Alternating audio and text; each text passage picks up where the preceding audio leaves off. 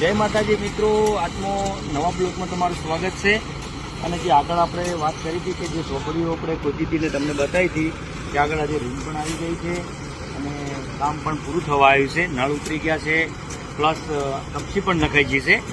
બાકીનું તમામ કામ આજે પૂરું થયું છે એટલે બહુ સારું કામ કરે છે લોકો, સ્ટાફ પણ બહુ સારો છે અને ટૂંક જ સમયમાં બહુ કરિયાલ એ મહત્વની વસ્તુ છે, કારણ કે અહીંયા બટાકા પણ અત્યારે વાવવાનું ચાલુ છે।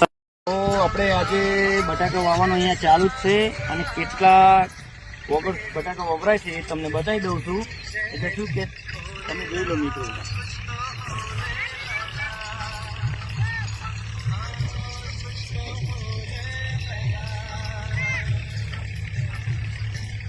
તો મિત્રો આ 4 વગર અંદર બટાકું જે છે લાઈનસર આ બાજુથી મળીને બધી રીતે આવી રીતે જ હોય અંદર। એટલે શું છે કે બટાકું બહુ સરસ રીતે ઉગે અને પાછા વધારે પણ થાય। મિત્રો પછી નવું લાવ્યું છે આ વખતે, બહુ સરસ બટાકાનું ઉરો। અને એક બીજી ખાસ વાત કે સોણિયા ખાતર વિશે તમને વાત કરીએ થોડીક। ચલો મિત્રો, આપણે જે વાત કરી કે સોણિયા ખાતરથી તમે અંદર આ દ્રાક્ષો ભસીની અંદર વાવતી વખતે તો બહુ સારું ઉત્પાદન આવે છે અને વ્યવસ્થિત બટાકા થાય છે, બહુ સરસ મજાના। તો આપણે જોઈ લો, અત્યારે લાઈવ ચાલુ જ છે, ખાતર અંદર નાખવામાં આવે છે। આ અમારો સ્ટાફ ખાતર વિશે વાત કરી। અત્યારે આ જે વસ્તુ છે દવાઓ એ આપણે હાર્દિક એગ્રો ડીસા આગળ મળે છે। અત્યારે અમે ચાલુ છે, લાઈવ ચાલુ છે, એની પ્રોડક્ટ્સ અહીંયા ઉત્તપ છે, બધી બહુ સરસ મજાનું છે। તમે એકવાર મુલાકાત લેજો અને આનો ઉપયોગ કરજો, બહુ સારું બટાકું આવે છે, અદ્ભુત બટાકું થાય મસ્તીનું। અને આ ખાતર છે એ ત્યાં આગળ મળે જ છે બધું, તો જરૂર એમની મુલાકાત લેજો મિત્રો। ખાતર વિશેની ખેડૂત ભાઈઓને તો અહીંયા હાજર છે। તો સુનિલભાઈ, આ ખાતર નાખવાથી ફાયદા કેવા થાય છે?